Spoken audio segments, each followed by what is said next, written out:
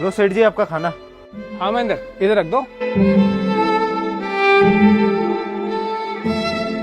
अरे नमस्ते अंकल, आइए आइए, आज बहुत दिनों बाद आना हुआ। नमस्ते बेटा। वो क्या है, तुम्हारे पिताजी से मेरी फोन पर बात हो गई थी। उन्होंने बताया कि वो तो दुकान पर मिलेंगे नहीं, 4-5 दिन के लिए कि बाहर गए बताया। हाँ अंकल, पिताजी तो कोई काम से बाहर गए हैं, शायद 3-4 दिन तो लग ही जाएंगे उनको आने में। मेरी तो इच्छा थी कि मैं पर्सनली अपने हाथों से उन्हें काट देता।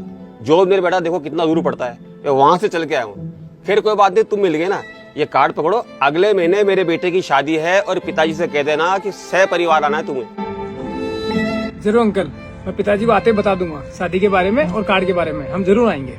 ठीक है बेटा, मैं चलता हूँ।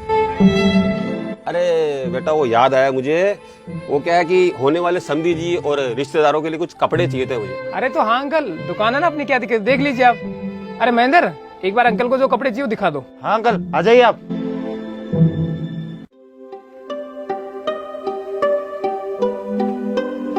लीजिए अंकल, आपने जो सामान बोला वो मैंने सारा ला दिया। और कुछ चाहिए?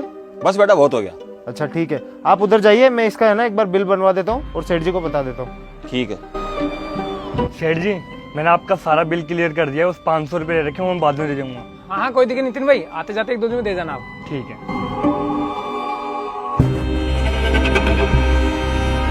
लीजिए सेठ जी, ये अंकल के सारे कपड़े आ गए। अच्छा हो गया पूरा अंकल का? चलो एक काम करो, मुझे एक बार बता दो क्या क्या है, मैं बिल बना देता हूँ। देखिए सेठ जी, ये 3 तो हैवी बेस है और ये 3 जरी की साड़ियाँ हैं। ठीक है। और ये 3 अपने प्योर में आ गई। और ये 6 पीस के है ना, पैंट और शर्ट है दोनों। अच्छा ठीक है।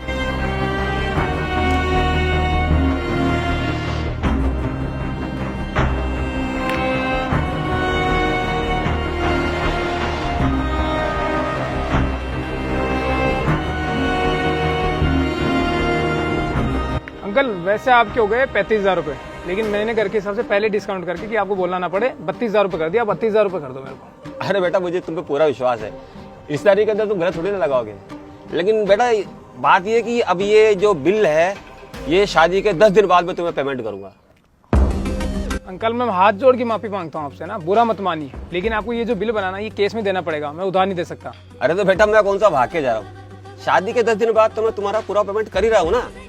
अब रिश्तेदारी के अंदर इतना तो कर ही सकते हो। अंकल अगर रिश्तेदारी की बात है ना तो आप मुझे बोलिएगा, शादी के 2 दिन पहले आपके वहाँ आ जाऊंगा और जो बोलेंगे वो काम करूंगा शादी में। लेकिन देखो, दुकान अलग रिश्तेदारी अलग, धंधे के अंदर मैं रिश्तेदारी नहीं रखना चाहता।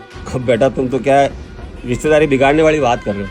तुम्हारे पिताजी अगर होते ना तो इतनी बात ही नहीं करते, वो एक बार मेरे कहने पर ही बोलते माल लेके जाओ। अरे अंकल पिताजी ने दुकान को इतने घाटे में ला दिया है, पिताजी यही तो नहीं समझ पाए कि रिश्तेदारी को अलग रखना और धंधे को अलग।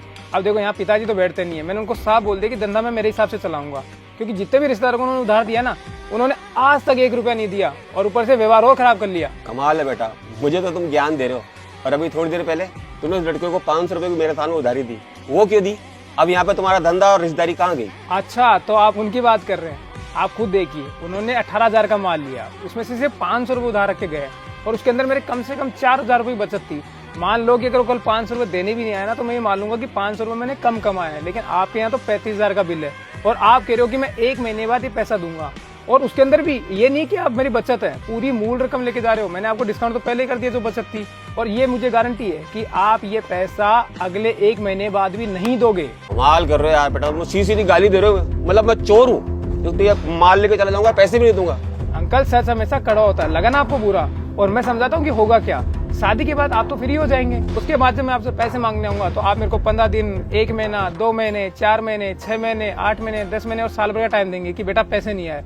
और साल भर बाद जब मैं गुस्से में आऊंगा, परेशान हो जाऊंगा, तो बात आपको सुनाऊंगा तो आप वापस मेरे को 4 बार सुनाएंगे, रिश्ता खराब हो जाएगा उस टाइम पे।